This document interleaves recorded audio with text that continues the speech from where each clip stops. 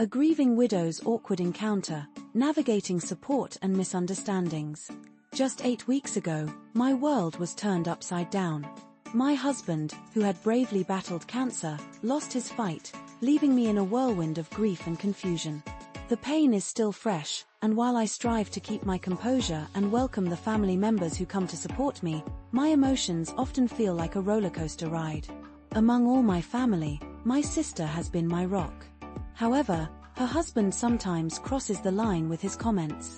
After the funeral, he had the audacity to tell me that I was now burden-free and could finally live my life since I had been my husband's primary caregiver. I try to brush off his thoughtless remarks, reminding myself that he may not fully grasp the depth of my sorrow. Last week, my sister, her husband, and the rest of my family came over to lift my spirits. They prepared a lovely dinner and spent some quality time with me. But then, things took an unexpected turn. My brother-in-law asked to speak with me privately in the kitchen.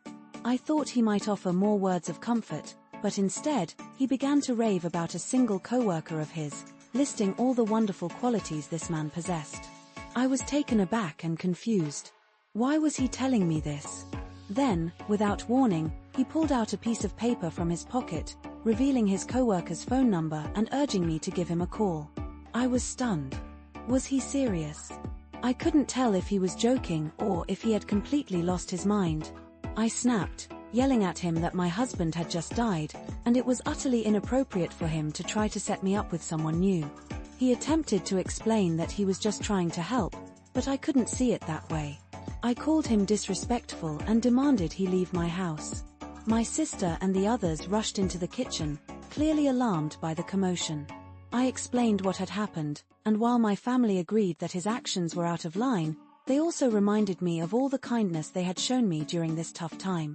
They suggested that I should have handled the situation with more grace and that kicking him out was perhaps too extreme.